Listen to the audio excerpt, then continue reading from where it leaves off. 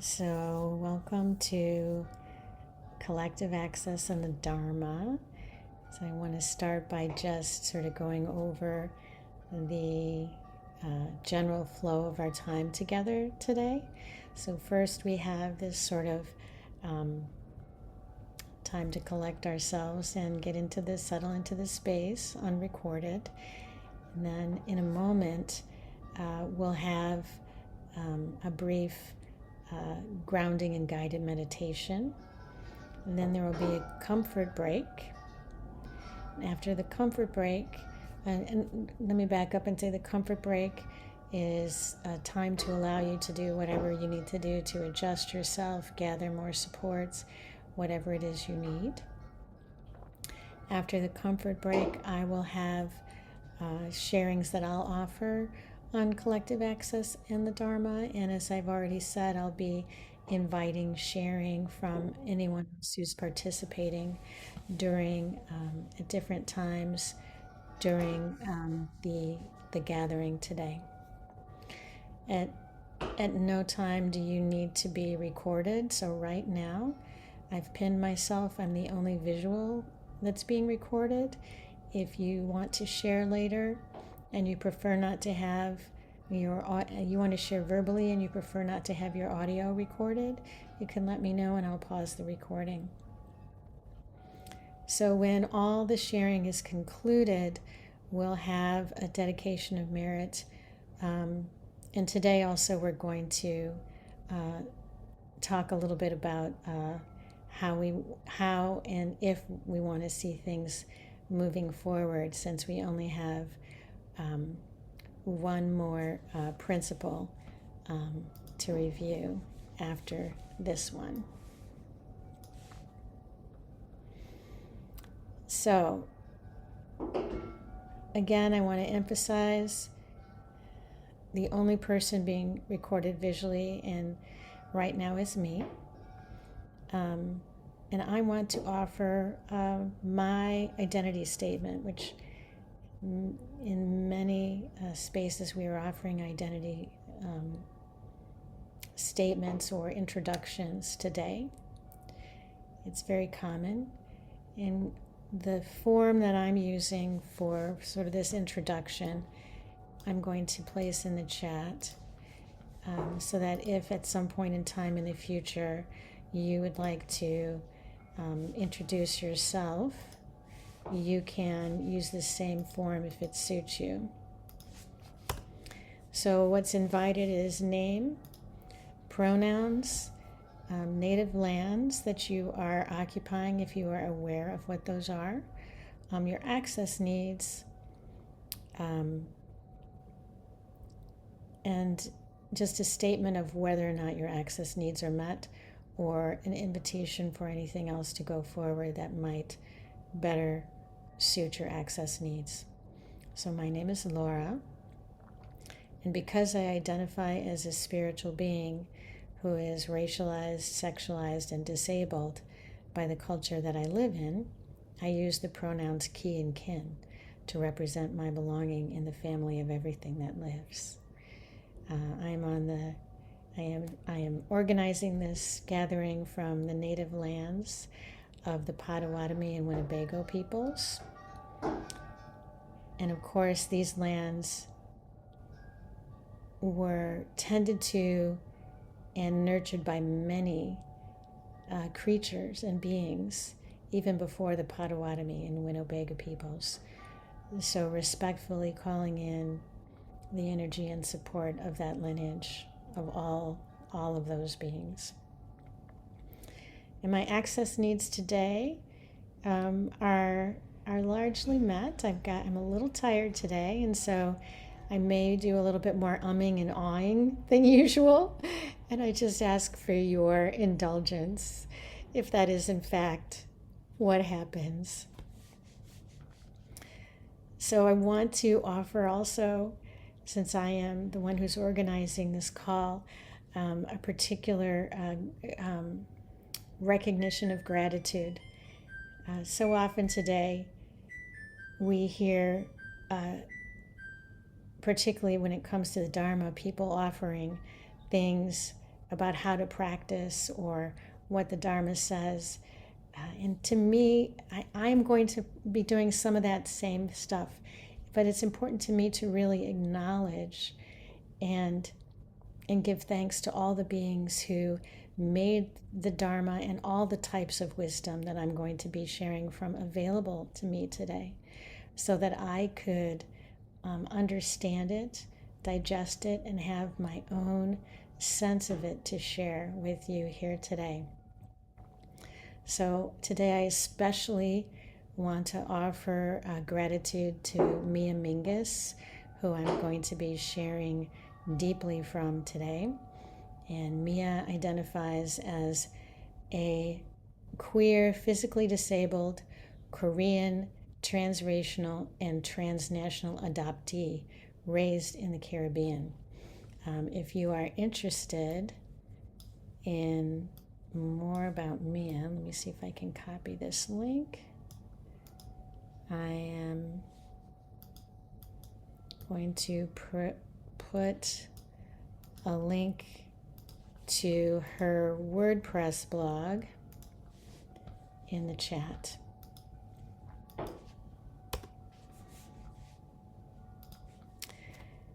So I also offer thanks to Sins Invalid that cultivated the 10 principles of disability justice that we are reflecting on today. And of course, I offer gratitude to all of you who are here to practice with me today by engaging with the wisdom of all these many teachers and beings, and what my sort of growing edge is from all of that. Throughout the course of this gathering today, I'm going to offer thoughts and words from many teachers, and I say their names with deep bows and gratitude. So today's principle that we are working with is collective access, and I have this wonderful t-shirt today to reflect that. It says accessibility is everyone's responsibility. And just, I guess, as a little bit as an aside, because it won't be core to anything else I'm sharing today, but I went to a community visioning meeting in my community recently, and there was a lot of talk about housing, and I was the only one that mentioned access and what accessibility is.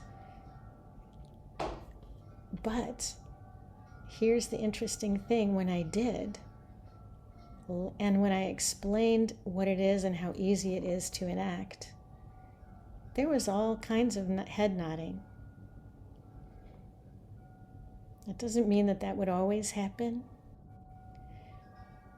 but I am accepting for myself that my entrance point into this wisdom is also an invitation for me to share and raise the awareness in other beings who don't have that interest point, and therefore unconsciously enact barriers that are different than accessibility. So we're going to go into our guided meditation at this time, which will be maybe 10 to 15 minutes.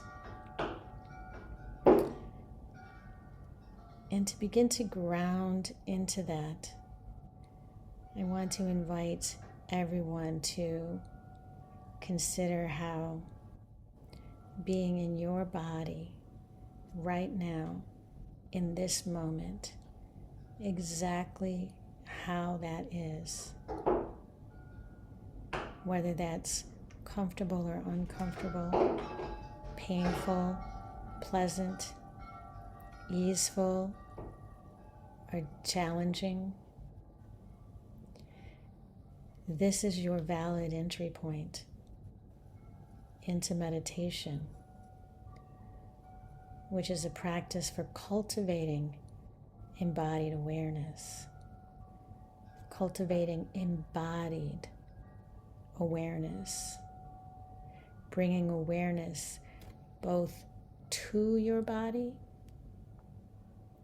and allowing that to be something that moves out from your body in ways that can benefit others without you having to do anything other than embodying what is true for you.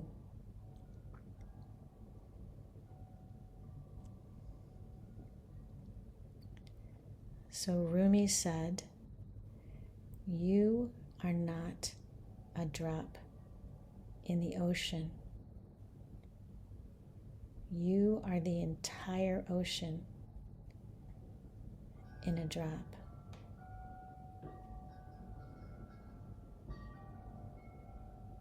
And as we move into more deeply this inner relationship with our bodies and the awareness that is already resident in our bodies, just allowing ourselves to take in, to whatever extent it feels possible right now, Rumi's understanding of each of us as the entire ocean. You are the entire ocean.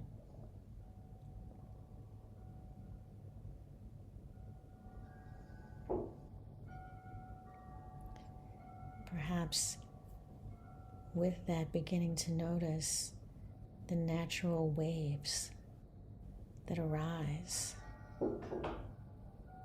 in your living process, how your breath flows in and out, rising and falling, filling and emptying like an ocean. The waves of the breath in your body. And I will be silent for a moment or two to allow you to deeply connect with how that appears in your own body.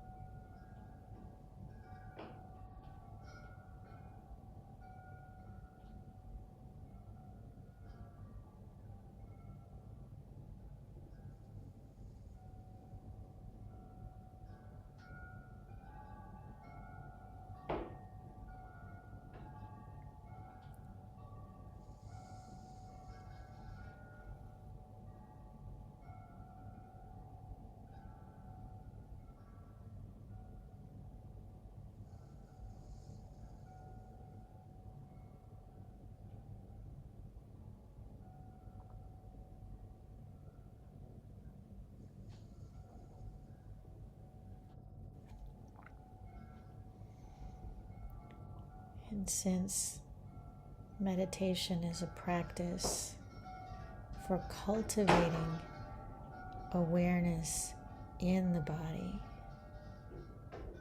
inviting continued connection with awareness of the body, any other waves you may become aware of in your own body, your own drop of ocean. There may be waves of sensation. Perhaps you're aware of some area of your body that is stiff or painful or spasming or wounded. And letting your awareness invite compassion, gentleness, care, understanding to those places in your body, allowing the waves of sensation as they are appearing now to rise, to fall, to move, with your awareness always being present as that gentle support, providing compassion and care.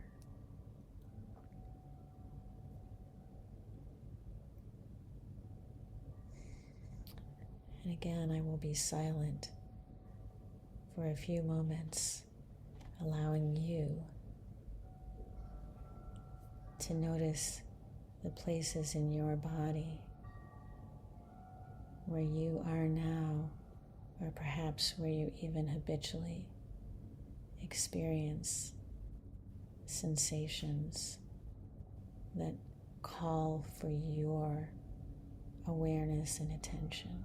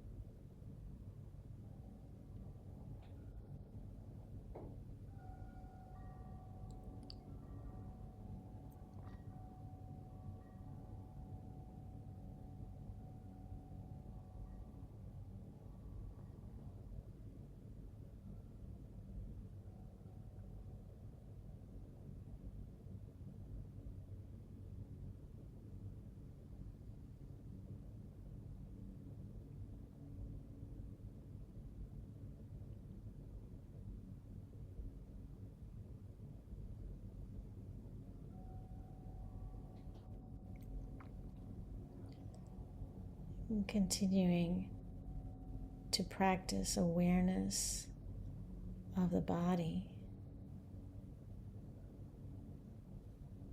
as the ground for all awareness,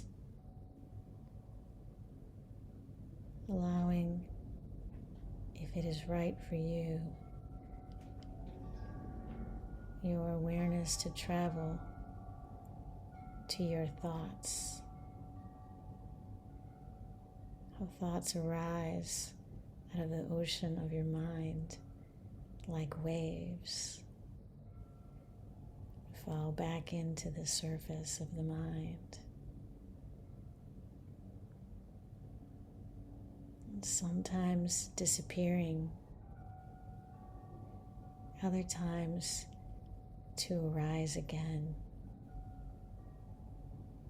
Sometimes becoming more gentle and rhythmic. Other times seeming to storm and crash. And without attaching to any of the content of your thoughts, inviting yourself just to notice the waves, how the thoughts arise and reconstitute back into the ocean of your mind and arise again and reconstitute.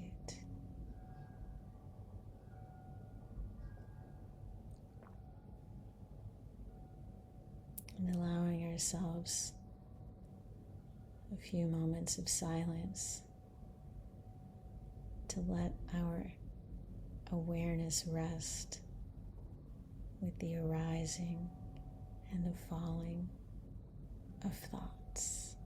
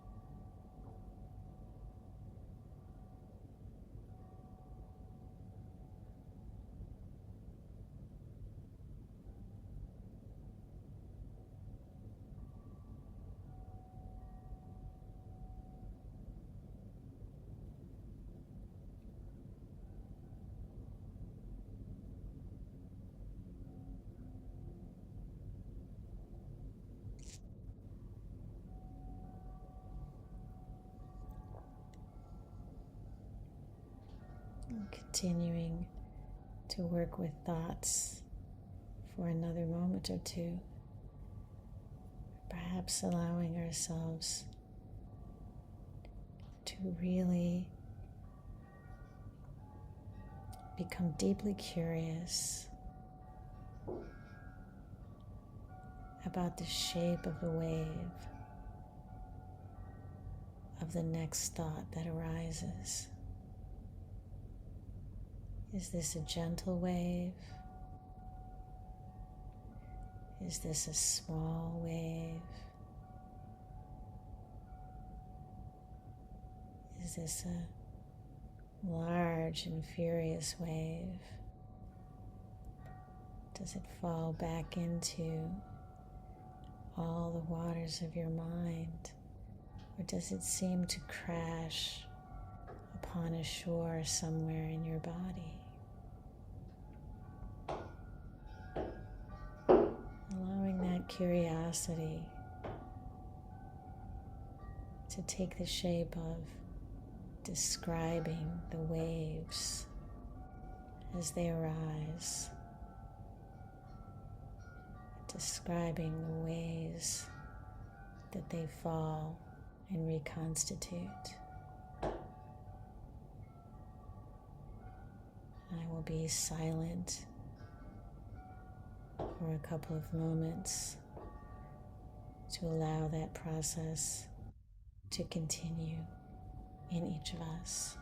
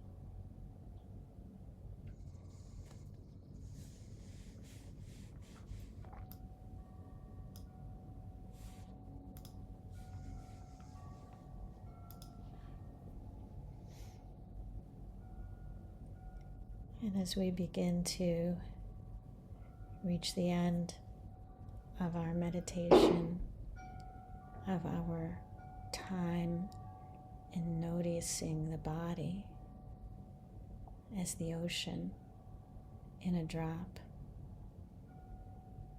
noticing the breath in the body as waves. Noticing the sensations that arise in our body as waves. Noticing the thoughts that arise in our body, all of these as waves that rise, that fall, that reconstitute.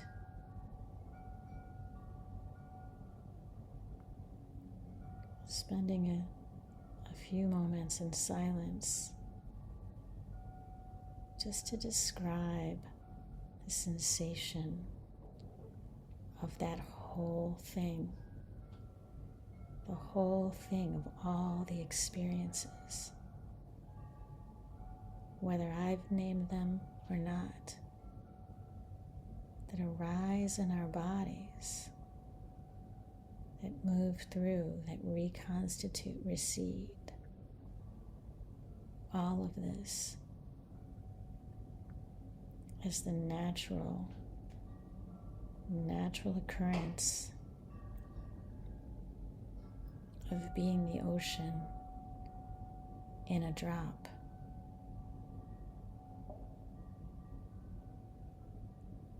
And I will be silent for a few moments to allow that process of awareness and describing in each of your individual bodies to continue.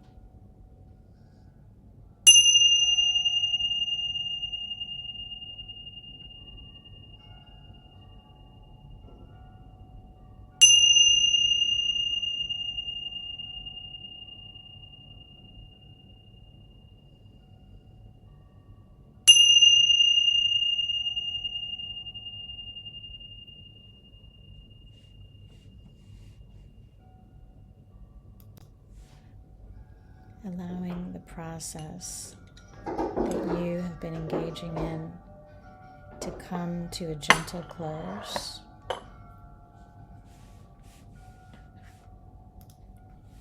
noticing in particular whatever your body and your body's process might be calling for at this time. It might be stretching, yawning, moving, bending, twisting side to side, having a drink, anything at all. And if it's within your capacity to provide what your body is asking for, allowing that to move forward. And in just a moment, I will be sharing some music for our comfort break, which will last approximately 7 minutes. So I am going to pause the recording so that I can share this music without copyright infringement. So welcoming you all back. And that was one of my favorites, Chantra Seba, sharing with us the Ganesha mantra, which is, Ganesha is the Hindu god who is the overcomer of obstacles. And I will share the link to that recording, which is available on YouTube, in the blog that I offer on our sort of private blog space, which will be available shortly whenever I finish writing it. So we're here today to practice awareness with Sins Invalid's principle of collective access. I am pasting that principle into the chat. So I just want to remind everyone that I'll be inviting sharing at different times during our gathering today. So as you become aware perhaps of things you'd like to share, just know that I'll be offering space for that. So I want to read the principle for you. Collective access is described as brown, black, and queer-bodied disabled people rebring flexibility and creative nuance that go beyond able-bodied / minded normativity to be in community with each other.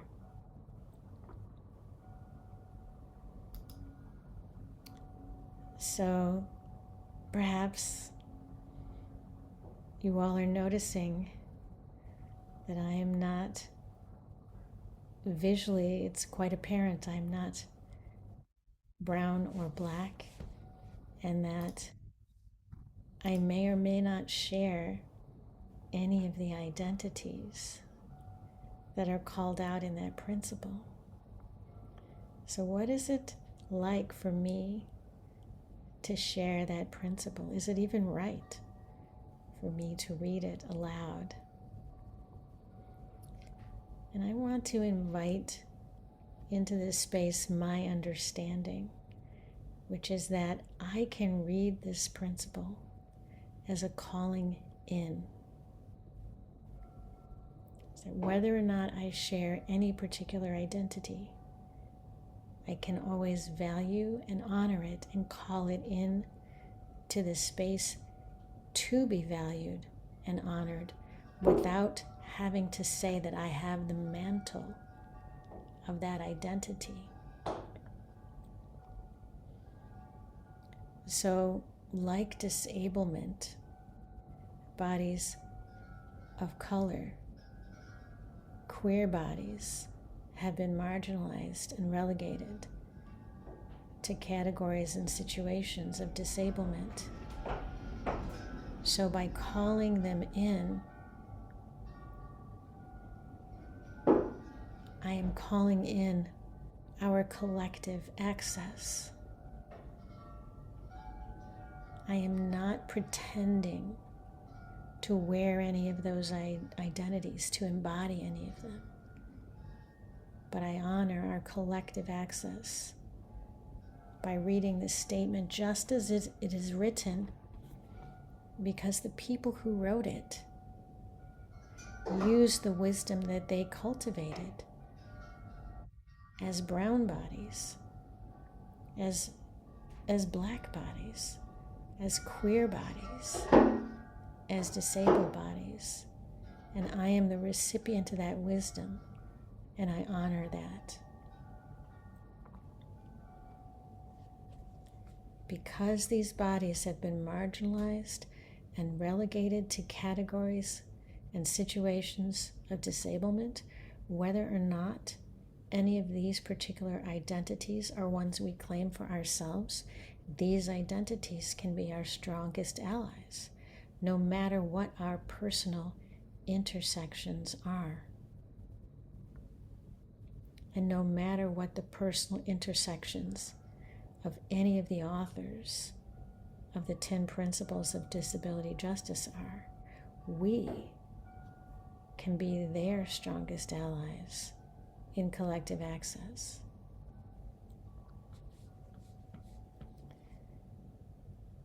So as those of you who've been here before know, I always start with a discussion of words. So first, looking at words in the principle. What I want to really focus on is the 2 words that are the distillation of the principle. First, collective. We actually looked at this word when we looked at commitment to cross-disability solidarity, and we discovered or understood this word to have its roots in coming to us from Latin through Old French with a meaning of to gather, and that collective expresses a singular form of a whole consisting of a plurality of individuals. So not uniformity, not homogeneity, the singular form of a whole, a collective, a singular, consisting of a plurality of individuals. And again, one of the authors of the 10 Principles of Disability Justice, Aurora Levins Morales, has blogged that any time what we're fighting for brings us into conflict with the legitimate needs of another group of people, it's a sign, it's a sure sign that the picture that we are holding is too small. So collective calls upon us to expand our view and to accept and embrace the plurality. And I also want to look at the word access. So that comes to us also through Latin with the meaning of a coming to, an approach, a way of approach and entrance. And when we look at that in relationship to collective, when we know that we're already looking at a plurality, we can expand our understanding to see that this means that there are many, many ways of approach. A right way, even though we talk about right in Buddhism, for instance, there isn't a right way as long as I can navigate into the collective, as long as I can find my entrance into the collective, then I've done the work I need to do to join into the access. And my ability to have done that navigation can act as an affirmation to all the multitude of ways that other beings are navigating into access, no matter how their particular approach might strike us, and whether or not we believe or choose to support their particular approach, we can always support the access.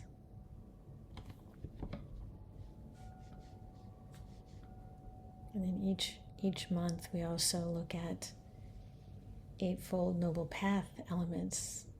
And I just want to say really quickly, it's not like there is a one-to-one correspondence between any of the elements of the Eightfold Noble Path and the 10 Principles of Disability Justice. We could always look at any of those elements to illuminate any of the principles. So what I've selected is simply what I've selected. In this month, I've selected both Samakamanta, which again, there's that word right action. And just a reminder that in Sangha is all, we are defining right not as binary, not as there can only be one right way and one wrong way. We are defining it as the ways that we each individually connect with the true nature of reality. The true nature of reality is what is right, not any thoughts or actions or behaviors that we might have around it.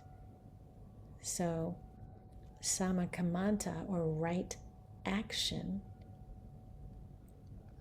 is a moral discipline element that calls us to view our actions from the perspective of how they relate to supporting the true nature of reality, which is that we are a plurality of individuals that make up a singular whole. And connected with that, I also want to call in the Eightfold Noble Path element of Samavayama, right effort, which we've also looked at before when we talked about cross-movement organizing. So Samavayama, or right effort, is a concentration element. And I just want to take a moment to look again at the distinction that these elements are drawing. It's very difficult to, in my view, to translate Sanskrit into English because they have an entirely different worldview and even different intentions. So then I have to inquire in myself, what was Shakyamuni really trying to do when he said, okay, action is different than effort? And Dhammadinna grouped the elements into different categories, calling right action, moral discipline, part of what we need to do to practice moral discipline, and right effort as concentration. So right action, all of the right actions that we take, all of the right actions that we experience as they arise in us as waves in the experience of our lives, they concentrate into our overall effort, into the overall direction and movement that is called into being by what we do.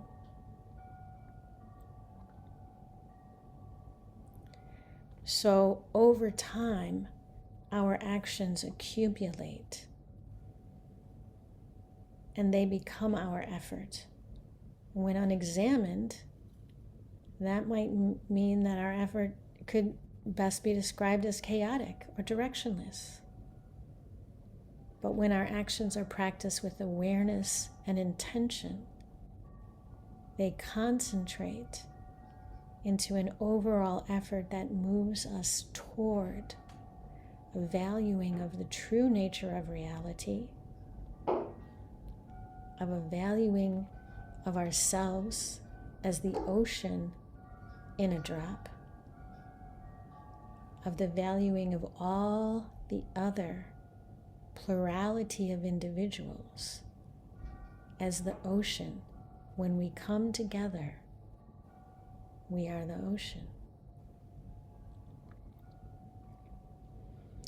So I want to pause a moment there to allow any thoughts or observations, questions that might want to arise on my sharing about these words.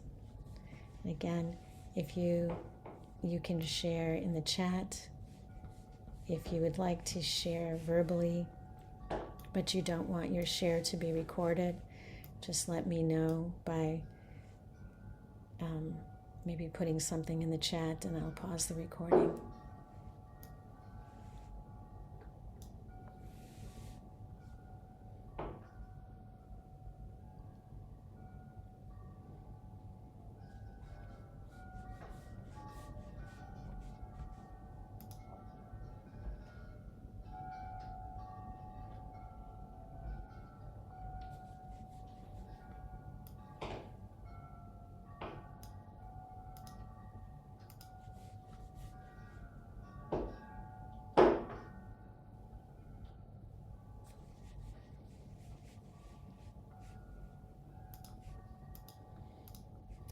All right, I will continue. So I've repasted in the chat for anyone who arrived late the link to Mia Mingus, and we're going to be spending most of our time with Mia Mingus today. So Mia Mingus has coined a term called access intimacy.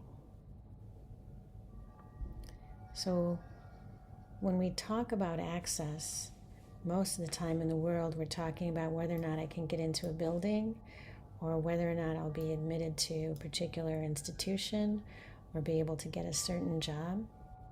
We're very much what I would call a right action level of discussion. For me, access intimacy is something like a concentration. How does Mia Mingus define access intimacy? She says access intimacy is that elusive, hard to describe feeling when someone else gets your access needs.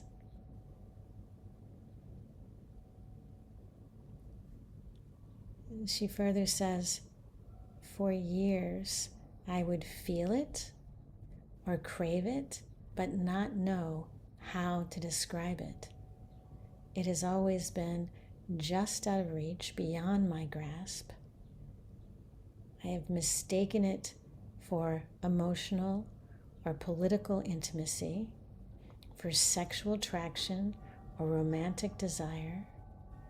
I have mistakenly assumed that it would be there based on someone's identity experience. I have grappled with how to describe the closeness I would feel with people whom my disabled body just felt a little safer with and at ease with. There have been relationships that carried emotional, physical, and political intimacy, but sorely lacked access intimacy. And there have been relationships where access intimacy has helped to create the conditions out of which emotional, familial, and political intimacy could grow.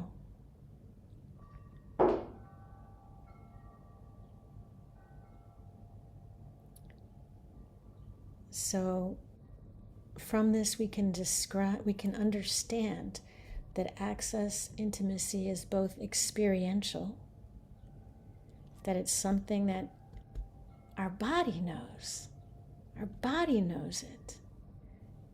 And that as she says, there have been times she thought it would be there based on the perceptual understanding of someone else's experience. The mind believed it would be there, but then the experience was no. So it's experiential, and it arises,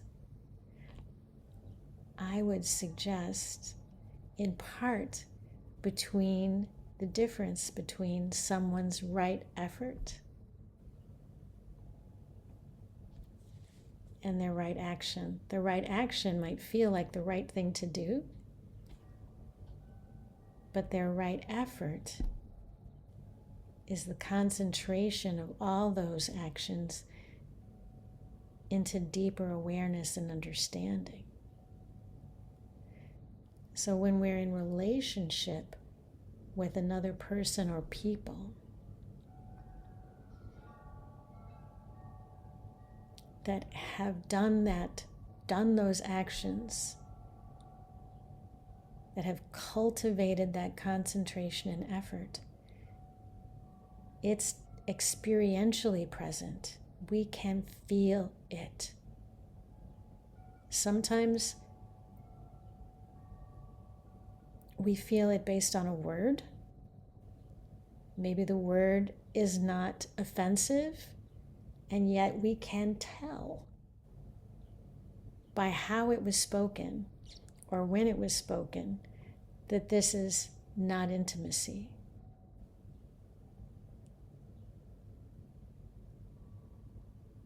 And in order to be not just comfortable in our own drop, as human beings, we absolutely need the collective. We need those drops that have the same concentration or similar concentration or supportive concentration to our own. So it's a natural requirement of embodiment.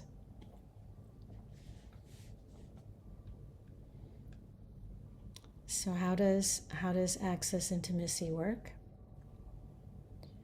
Mia Mingus says the power of access intimacy is that it reorients our approach from one where disabled people are expected to squeeze into the able-bodied people's world, and instead calls upon able-bodied people to inhabit our world.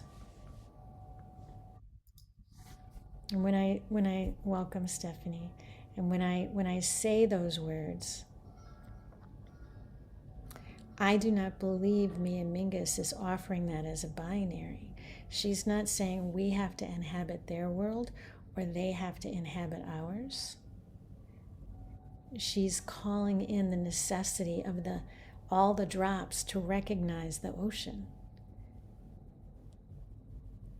That we're all inhabiting the ocean. And therefore my needs are just as valid and just as real to what it means to be ocean as anything else. She further says so access intimacy moves the work of access out of the realm of only logistics and into the realm of relationships and understanding disabled people as humans, not burdens. Disabled people's liberation cannot be boiled down to logistics. So this statement, this description is the direct connection to how I am describing access into me as intimacy as being the difference between a right action. Someone holds a door for you, but maybe they prop it up with a sigh, and someone's right effort. Where maybe the first 20 times they held the door open, they sighed. And then they began to actually look at me walking through. And they began to see me as a human being. And they began to have connection with me as a human being. And their efforts concentrated into a deeper understanding and awareness of their own bodies and the entire ocean.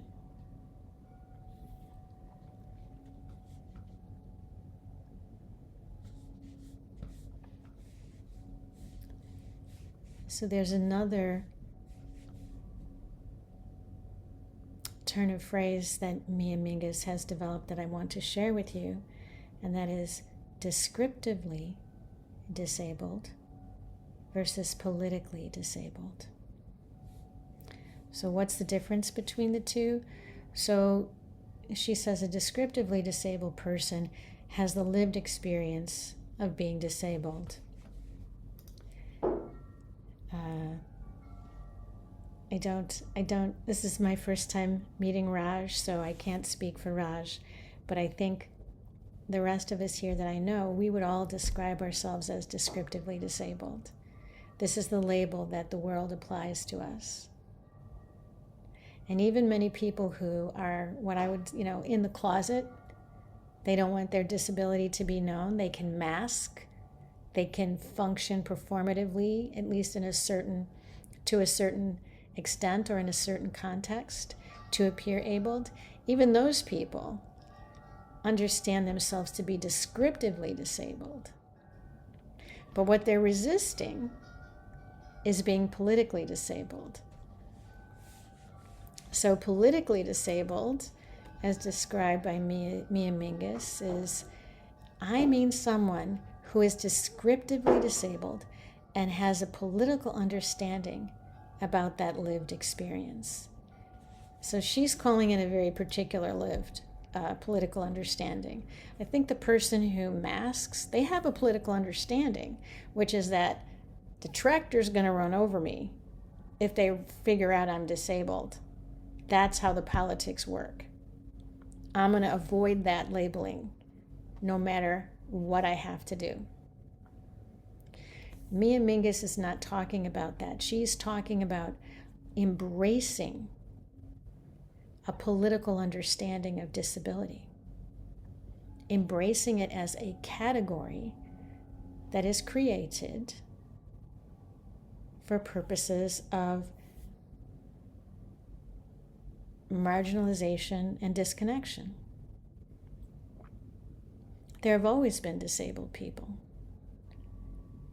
And this world churns out disabled people through things like war and medical advances that save lives that couldn't have been saved decades or eons ago, that now they function, those bodies that have been saved, they function differently. They require help. So when she says politically disabled, she's not saying just that you understand, oops, if anybody figures out I'm disabled, I'm in deep shit. She's saying, understand the context, that disablement is an intention, not how our bodies function, not whether or not we have 5 on a capacity scale of 10 in hearing or speaking or walking. Those things are just realities. They're part of the true nature of reality.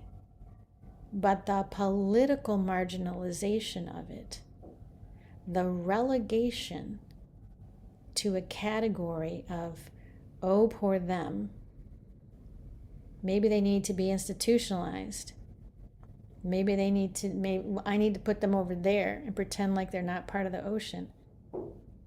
That is the political. That is the political disablement that is not true. It's not part of ultimate reality. It's part of a system. So to be politically disabled in the way that Mia Mingus means it, she's asking us to elevate our understanding, to encompass the possibility of saying, yes, I realize this is how the world works. The relative world is working. But that doesn't make it real. That doesn't make it true or something that needs to exist. Marginalization does not need to exist. So I want to go back into words for a second to talk about this word, political. So here in the US, I believe that political has a very, very distinct and accumulated sort of meaning from our experiences over time. But from the Latin, where it arises, politicus just means citizens of a state. The polis was the city. And what they were describing in ancient Rome was a collective of individuals. So as compared to a rural area where there's less density, the polis, the city, was the collective of individuals. It's where individuals concentrated. There were more individuals. So all politics really originally meant was the collective of individuals.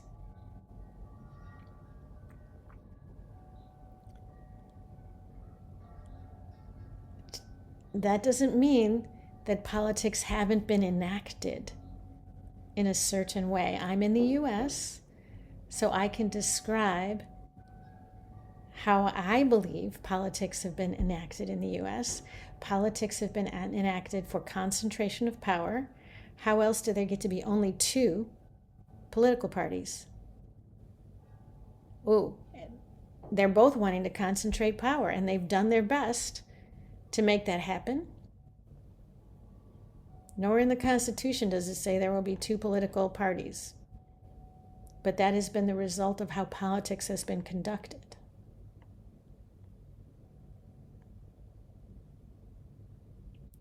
Unfortunately, politics in this country has also been enacted in such a way that the capacity to marginalize has been used as a tool for consolidating power. So that when I marginalize this group, I now have a better chance of coalescing the remainder around my rhetoric, basically. I get more chance. I want to talk to the people I can entrance with my bullshit the best. So I got to send all the people that are not going to be entranced by my bullshit out to the margins. So why do these concepts matter? Why am I bringing that up when I talk about collective access?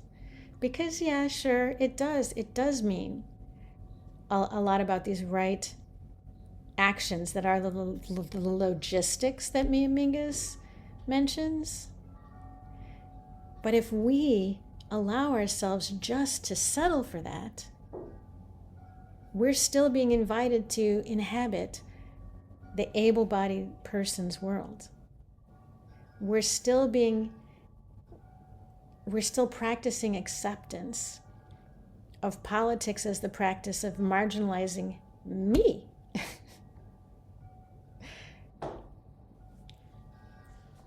Mia Mingus says it can be especially hard to build interdependence with people you need in order to survive, but who don't need you in order to survive. In an ableist context, interdependence will always get framed as burden, and disability will always get framed as inferior. To actively work to build something that is thought of as undeniably undesirable, meaning my speech is 5 on a scale of 1 to 10, or my motor functions are 5 on a scale of 1 to 10, in a world in which I need to speak and move. Okay, so undesirable. So to actively work to build something that is thought of as undeniably undesirable, and to try and reframe it to others as liberatory, is no small task. So the question that arises for me from that is, well, then what is the scope of our gaze? Is my gaze just, yeah, it's really, my life is harder now that my mobility is on 5 on a scale of 1 to 10. What is the scope of my gaze? Am I only going to focus on that? So Mia Mingus on this topic says access intimacy is critical to disability justice because there will never be any work with disabled people that does not include accessibility work. So if we are working to transform the world for all of us and not just some of us, access will be a huge part of this work. There is no liberation without disabled people. So this work to marginalize us partializes this concept of liberation. Y'all get to be liberated. It's too bad about those folks. Too bad, but y'all have it. But that's an illusion. That's bullshit.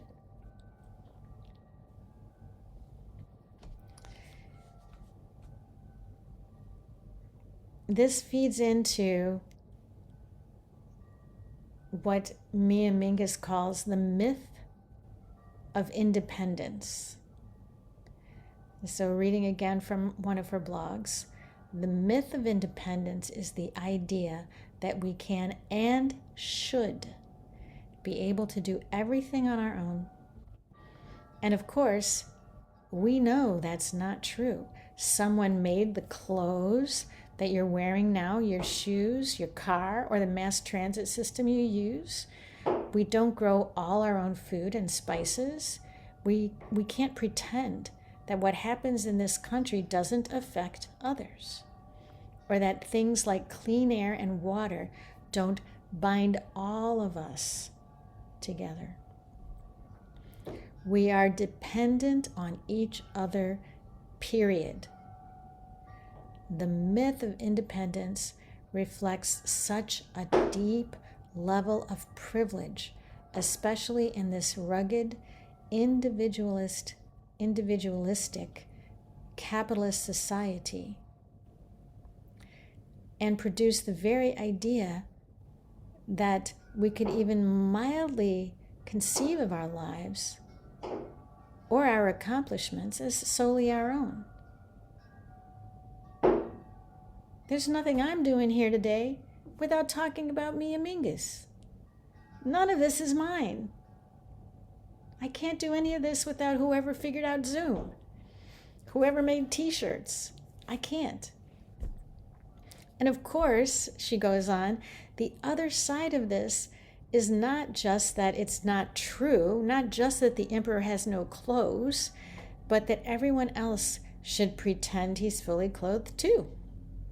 So the myth of independence is not just about the truth of being connected and interdependent with one another. It is also about the high value that gets placed on buying into the myth and believing that you are independent, and the high value placed on striving to be independent. Another cornerstone of the ableist culture we live in. Interdependence moves us away from the myth of independence and toward relationships where we are all valued and have things to offer. It moves us away from knowing disability only through dependence.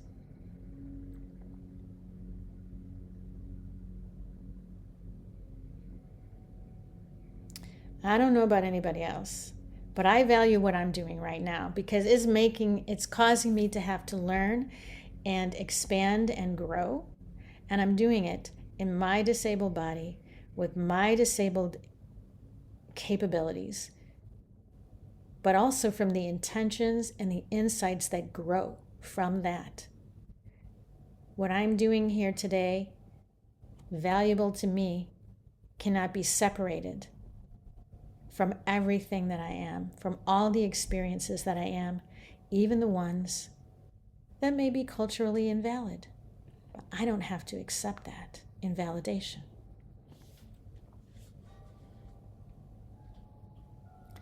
So then why am I talking about all this stuff? What is my point? What do I really want to get at? And what I really want to get to is what Mia Mingus calls liberatory access. She says access can be a tool to challenge ableism, able-bodied supremacy, independence, and exclusion. I believe we can do access in liberatory ways that aren't just about inclusion, diversity, and equality. Those are, me speaking now, those are all words that start from marginalization, where I'm down here, and try to bring me up into that able-bodied world. I'm being included. My diversity is recognized as a right action, but politics hasn't reached the concentration of right effort yet. And equality is measured based on certain values that are only important to the current politics of capitalism in the US.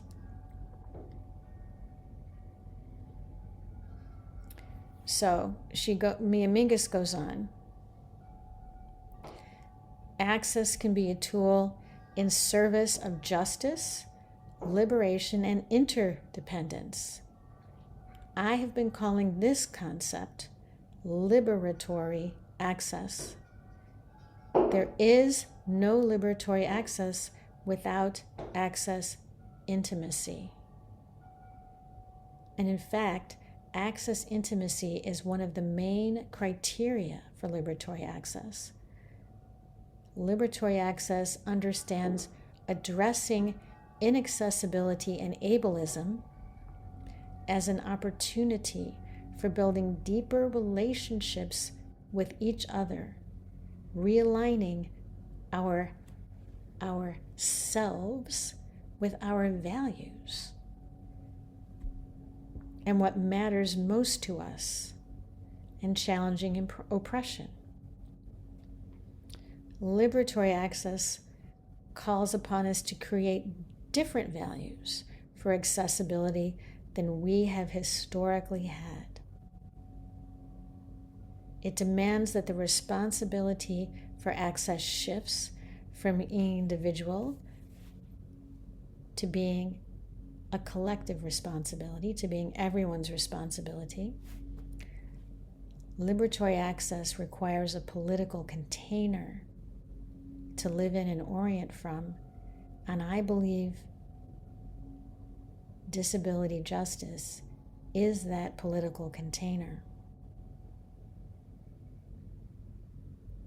So we've been talking about disability justice in the Dharma for 9 months now.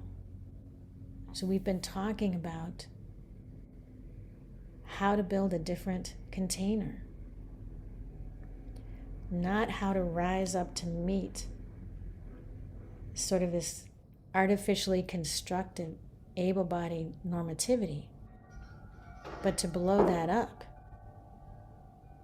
and to create a container that represents the ocean, that we are the ocean in a drop. So we are that, the ocean that we are.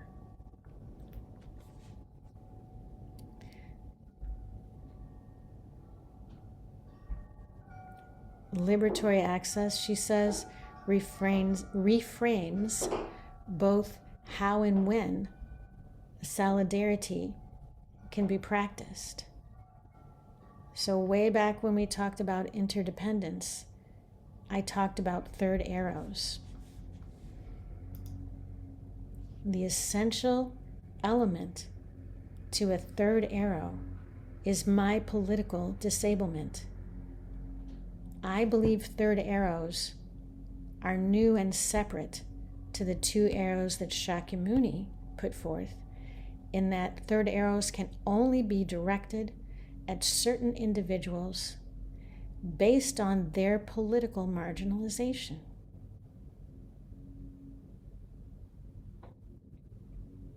And they will cease. They will cease when political marginalization ceases. Mia Minkus says, ableism and white supremacy work together so successfully to isolate disabled people of color, which is her identity. But like I said at the beginning, that just means I'm her ally. I may not identify as a person of color, but I understand my marginalization. I understand that I am politically disabled. And so that when I read those words, they are my truth. Even if every word in that phrase doesn't describe my body or my experience.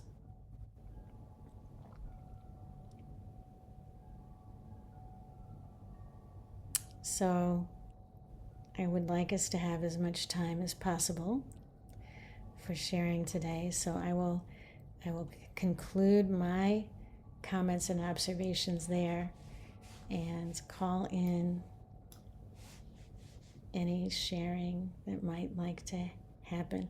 I just want to read out what Astrid put into the chat. Marginalization as demonstrated by the latest SCOTUS decision. It's that decision is a perfect example of the I can't say it all of a sudden, politicization of reality, right? We don't need that anymore. What do we need that for? Well, maybe with a little inquiry, maybe looking at the whole ocean, maybe removing yourself from the frame that says there's a norm everyone else has to rise up into, and we gave you enough time to get there, so what do we need that for?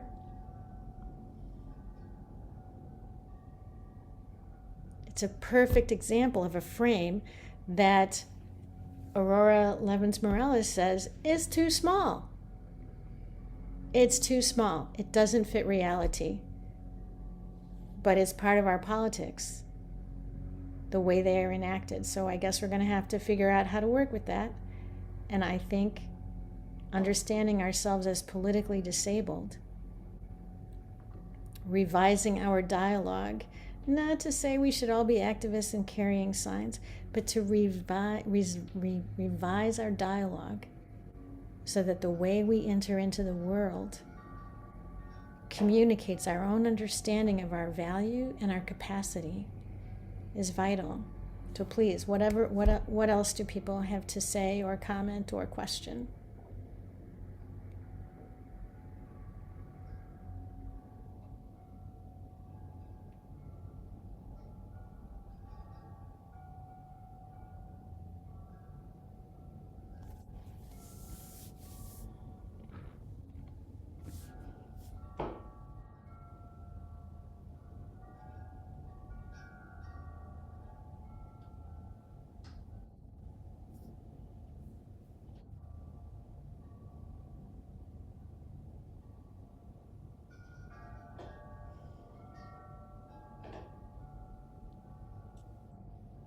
It seems to connect a lot to the principle of cross movement. Uh, Forgetting the word at the moment, but Cross um, movement organizing? Or, right. This sort of idea of none of us are free until we're all free, kind of. Um, what I agree is incredibly important that that it's not that access and ableism is not viewed from how does it affect me, but how does it affect the entire community and other people too, because I think there's a lot of non-disabled people who have a frame of reference for what access issues are like. Um, yeah, yeah. Thank you, Zach. and even yeah, I was thinking about how independence is also something that applies very much to every human being and not just us, and it's often focused on whether a disabled person is independent or dependent, but that we all have levels of yeah, needing collective support, and it's not really thought about for non-disabled people. Yeah. I mean, how many people, when they call an Uber, think about this person is actually willing to do the labor to maintain their vehicle, which requires other people that are doing the maintenance to fuel the vehicle, that are requiring other people to provide the fuel, whether it's gas or electric, have the capacity to drive safely, have the intention to deliver me from point A to point B safely and on time. Able-bodied people rarely think that way, in my experience. It doesn't mean that some don't,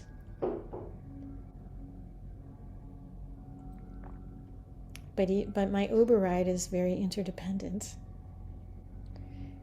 My trip to the grocery store is entirely interdependent.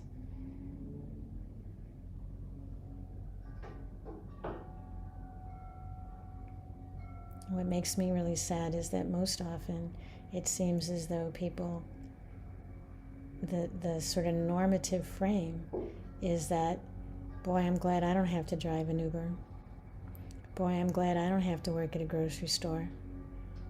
Boy, I'm glad I don't have to pick tomatoes.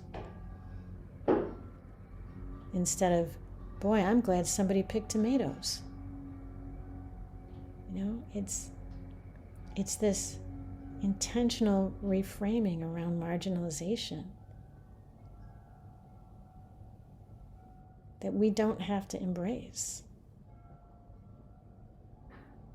I remember as a young mother, when I was able-bodied at the time, being very concerned about making sure my kids were independent.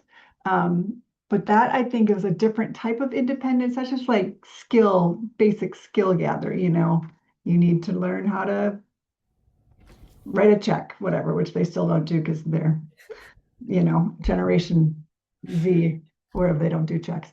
Um, but it took me a while to reframe that to they need a basic level of, I need to teach them certain things, but we are still interdependent. And I would be crushed if we weren't, because I want to be in relationship, and that is part of what requires that interdependence, is that being in relationship with others. So um, I think um, our society really places a lot of emphasis on independence and doing it all yourself, pull yourself up by the bootstraps, that kind of mentality.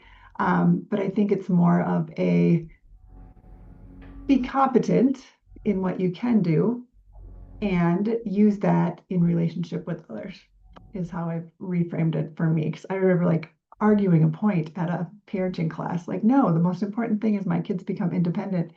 And the leader was like, you maybe want to think about that. And I was like, really? Do I really?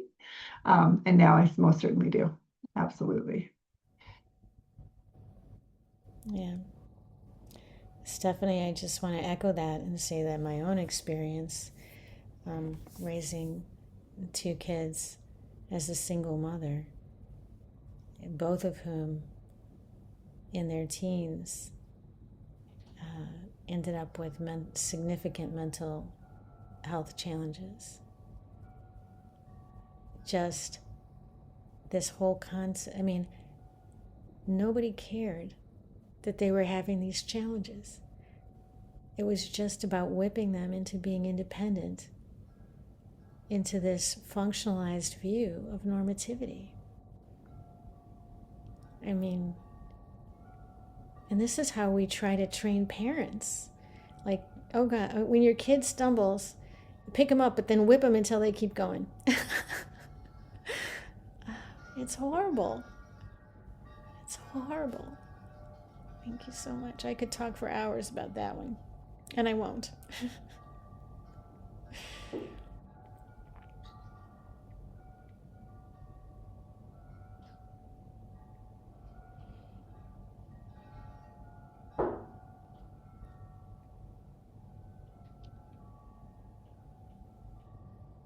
This is just a side thing. Did you ever see the movie Triangle of Sadness? It's just making me think about mostly about like interdependence and how devalued like the tomato picker is. It's about a cruise and it's like a bunch of like Elon Musk types on a cruise ship and it they have a major crash and maybe like 5 people survive. And so the woman who like cleaned the toilets, she's the only one who like knows how to do anything. And so she fishes and she gets them their food and they try to and she's like, I'm in charge. None of you fools know how to eat. So it's pretty really brilliant movie. So it just made me think of that.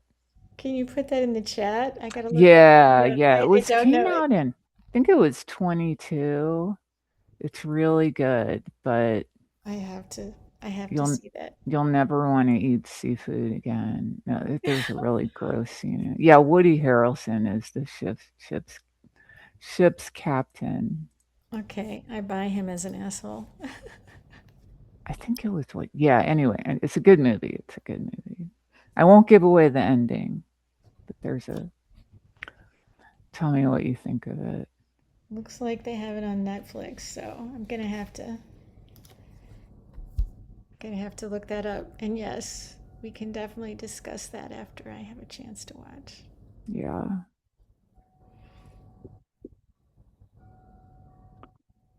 Don't dismiss the person who picks your tomatoes and drives your knows how to if you know how to fix a car. Oh my god. Can drive a manual transmission. Oh my god. I used to be able to drive a stick. Ugh, I There's tried no to learn on a stick. there's no way. There's no fuel in my right leg to push a clutch down anymore, which is too bad because it's fun to drive a stick. I did not care for it. It's a superpower now. Oh, wait a minute.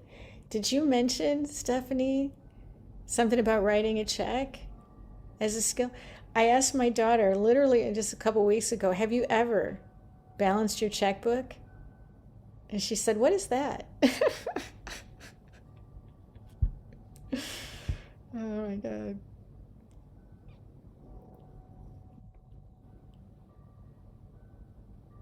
The one that gets me now Can is everybody hear mail a me? letter. Oh, sorry, Astrid. Go ahead. It's okay. Okay, so people can't hear me. Because yeah, Yeah. everybody was delayed. Like, so I had to take my my gaze from the screen because I could hear, and then people were saying something completely different with their mouths. I don't know what's happening with my tech today, but um, yeah, yeah, I had read Mia Mingus actually on Access Intimacy, but I didn't get into it as deeply as today. So I really appreciate you, Laura, and yeah, all the things you pulled out of there. Um, yeah, because I only thought, yeah, access intimacy could be like between disabled people. So I kind of thought, and I sort of thought, I had this, yeah, just a moment where I thought, oh no, like, what? You know, so yeah, just thinking about like access from a capitalist point of view. And yeah, I've always felt like that any programs that I've done is like are designed to kind of um, make me fit into that like neuronormative way of like being basically, and um, and even the way you're assessed like for finances especially is you got to prove every so often that you're disabled, like where I live anyway, like so that in order to get certain benefits, even though they know that you've had this disability since you were born and will always have it. It's like you got to always prove that you've got it, and yeah, and it's like so it becomes like monetized, access. Um, yeah, and yeah, especially kind of like cis hetero patriarchal institutions, ableist, like education, you know. Um, when everybody was taken out of institutions, at least in the UK and Canada, where I know best. Yeah, it was, um, it was at least in the UK. I think it was like a financial decision. Like Margaret Thatcher looked at it and was like, oh no, we're spending too much money here. And it wasn't really about like how can we best serve this population that's been like denied, that's been marginalized, like literally, like geographically, like miles out in the country, as well in all, as well as in all these other ways. So, yeah, yeah, it's yeah, and it's frustrating to kind of meet people who are like working for liberation, but that don't understand access intimacy Mhm. or don't understand access, don't understand access. It's like, what do you even say? Yeah, I suppose that those maybe are the people that are easiest to hold to account, perhaps. Um, yeah, but yeah, so yeah, my learning like is always deepening. So I thank you for yeah all the information and wisdom you shared, Laura.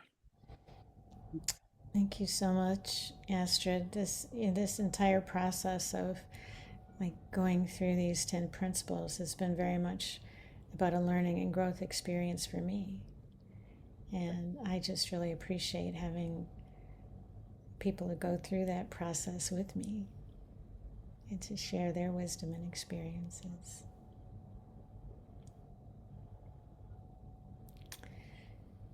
So there's no obligation to share, but I noticed that there's one person who hasn't shared yet, and I want to make sure that it's quite explicit that the opportunity to share in the chat or verbally is available to you and is also completely optional.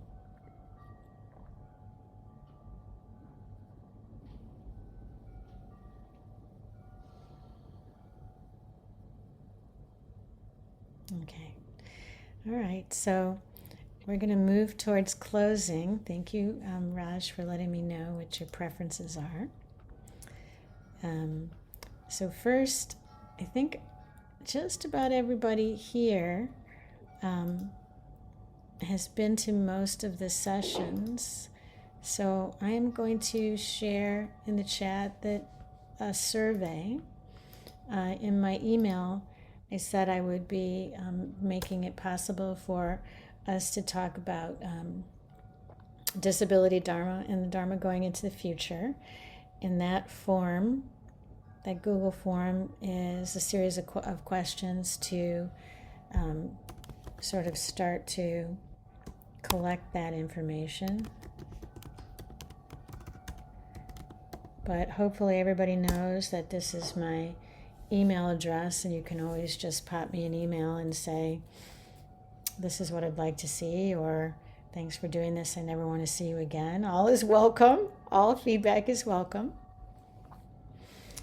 And we have various ways to practice until our last session, which is in June.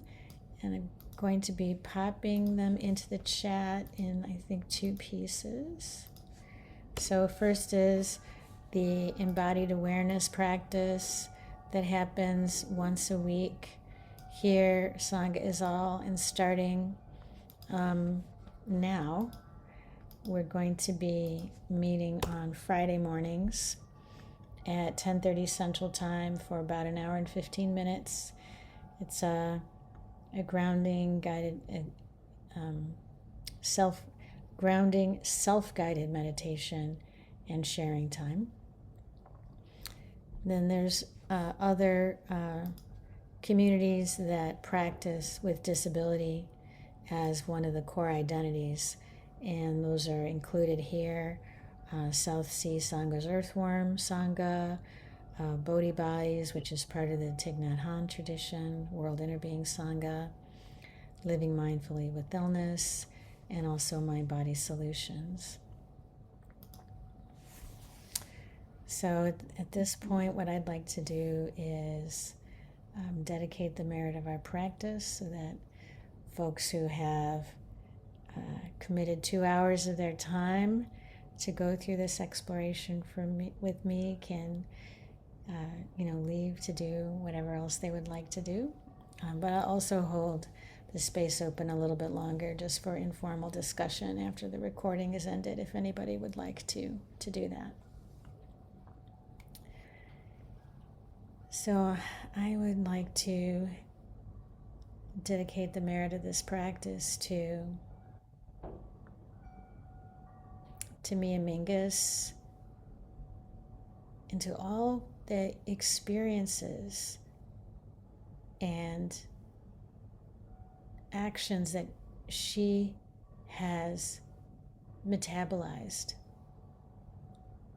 in order to develop the sharing that she made possible in today's session. There are such deep waves within each of us that interact with the experiences that we consume, that allow us to be created and recreated every day and every minute. And I'm always so deeply grateful for all of that, both for myself, for individuals who perhaps don't necessarily do something as notable as me and Mingus, but are always just showing up to be what they've created in each moment. So deeply grateful that that is part of the normal, the natural, the real human experience. To grow, to create, to recreate, to flow within the waves, within our bodies.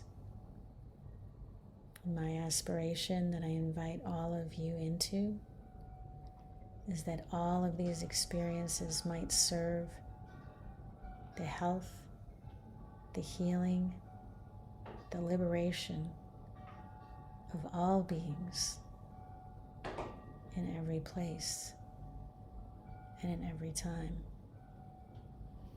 Thank you so much for practicing with me today.